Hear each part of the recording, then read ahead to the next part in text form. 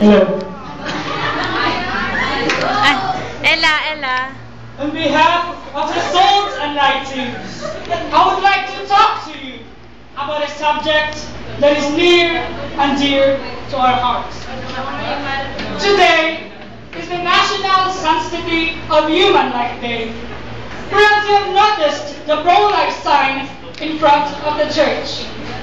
If not, I invite you to look at it after the service this morning. 30 years ago, the United States Supreme Council made up a constitutional right to abortion in Roe v. Wade. Since then, there have been 44 million abortions. There have been 112 million births. Using those two numbers, one can calculate that 28% of all pregnancies have ended in abortion. Each day, the number of babies killed by abortionists approximately equals the number of 3,000 people killed by the terrorists on September 11, 2001. Now, I do believe that I do not have to convince anyone here about the evilness and tragedy of abortion.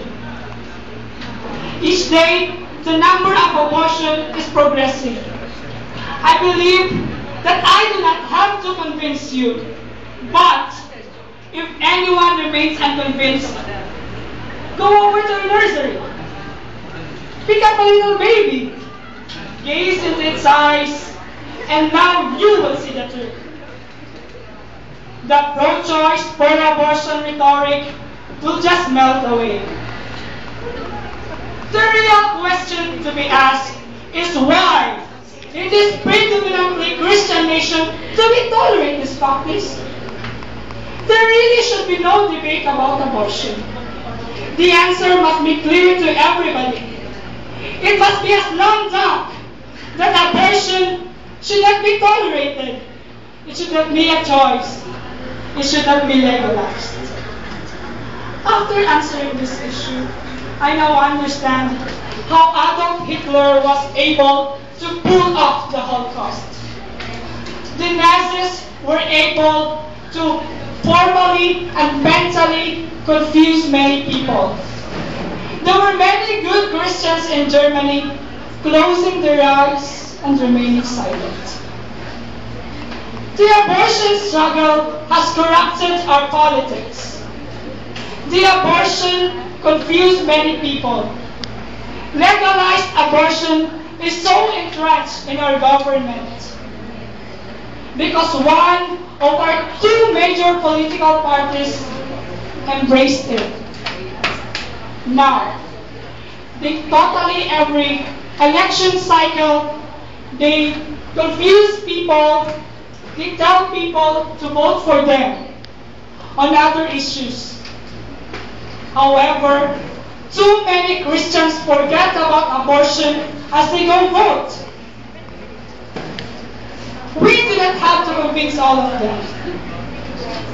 In conclusion, the real question to be answered, the most important thing I have learned in these past 3 years is that the future of abortion is really in the hands of Christians.